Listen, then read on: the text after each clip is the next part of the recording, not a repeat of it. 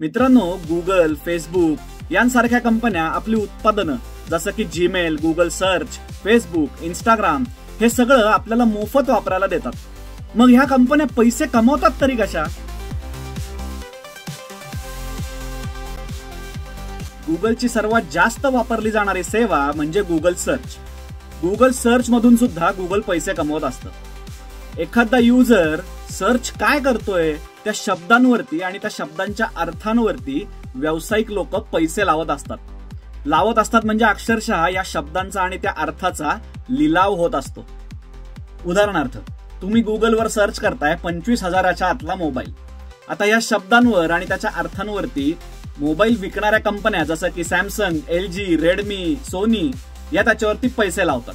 आणि मग गुगल ह्या कंपन्यांच्या ज्या लिंक्स आहेत किंवा वेबसाईट्स आहेत त्या सर्च पेज वरती प्राधान्याने वरच्या बाजूला दाखवतो. त्याचबरोबर काही वेबसाईटच्या लिंक्स असतात त्या स्पॉन्सर्ड असं तिथे लिहिलेलं असतं. सो थोडक्यात त्या जाहिराती असतात. गुगल, फेसबुक यांसारख्या कंपन्यांचा उत्पन्नाचा प्रमुख स्रोत हा जाहिराती आहे. ह्या कंपन्या व्यावसायिकांना टार्गेटेड ऍडव्हर्टायझिंग म्हणजे एखाद्या व्यक्तीला ज्या गोष्टीची गरज आहे त्या व्यक्तीला त्या गोष्टीची जाहिरात सतत दाखवत राहायची अशा प्रकारची एक विशिष्ट सुविधा उपलब्ध करून देतात. मग हे काम कसं करतं तर तुम्ही गुगलवरती जेव्हा सर्च करता तेव्हा बहुतांश वेळेला तुम्ही साइन इन केलेलं असतं.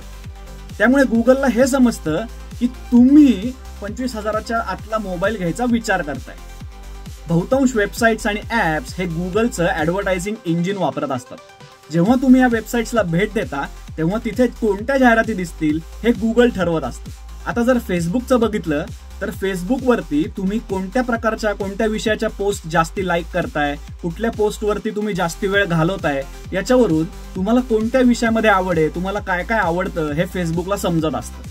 आता उदाहरणार्थ, एखादी व्यक्ती जर केक कसे बनवायचे याचे व्हिडिओ जास्ती बघत असेल तर त्या व्यक्तीच्या फीडमध्ये केक बनवायचे कोर्सेस किंवा केक बनवायचं साहित्य अशा प्रकारच्या ऍडव्हर्टाईज जास्ती यायला सुरुवात होते. फेसबुकचं ऑडियन्स नेटवर्क नावाची एक सुविधा आहे. या सुविधेमार्फत फेसबुक तुमच्या माझ्यासारख्या हजारो लाखो युजर्स फेसबुकवरती काय बघतात, त्यांना कोणते विषय आवडतात ही सगळी माहिती ही इतर कंपन्यांना विकत असते, ज्याच्यातनं फेसबुकला भरपूर पैसा मिळतो. आपला 25,000च्या आतला मोबाईल हे तुम्ही गुगल किंवा फेसबुकवरती समजा सर्च केलं आणि त्याच्यानंतर 5-10 मिनिटांनी अमेझॉनवर जाऊन बघितलं तर तुम्हाला सगळीकडे फक्त मोबाईलच्या ऍडव्हर्टाईज दिसायला सुरुवात होईल. गुगलची इतरही काही उत्पादनं आहेत की जी वापरण्यासाठी आपल्याला पैसे मोजावे लागतात. जसं की गुगल क्लाउड प्लॅटफॉर्म असेल GCP किंवा गुगल स्वीट म्हणजे Google docs, Google sheets, Google अशी काही उत्पादनं. यातली काही उत्पादनं आपल्याला इंडिव्हिज्युअल किंवा एकट्या युजर्सला फ्री असतात, पण जेव्हा तुम्ही एखाद्या कंपनीसाठी उत्पादनं वापरता तेव्हा मात्र त्या कंपनीला गुगलला पैसे देऊन ते विकत घ्यावं लागतं. फेसबुकची मार्केट प्लेस ही जी सुविधा आहे ज्यामध्ये तुम्ही जुन्या नव्या वस्तू खरेदी विक्री करू शकता त्याद्वारे पैसे कमवण्याचा विचारही फेसबुक सध्या करतंय. YouTube प्रीमियम सारख्या ज्या सुविधा आहेत की ज्याच्यामध्ये महिन्याच्या महिन्याला आपल्याला पैसे भरावे लागतात आणि त्याच्या बदल्यामध्ये आपल्याला बिना जाहिरातींचा प्लेबॅक किंवा व्हिडिओ बघायला मिळतो किंवा ऍडिशनली काही सुविधा दिल्या जातात की ज्या त्याच्या फ्रीवाल्या व्हर्जनमध्ये उपलब्ध नसतात. थोडक्यात काय तर गुगल, फेसबुक सारख्या कंपन्यांची खरी उत्पादनं हे तुम्ही आहात. तुम्ही कोणत्या गोष्टी जास्ती बघता, तुमच्या आवडीनिवडी काय आहेत ही माहिती म्हणजेच यांची खरी उत्पादन आहे.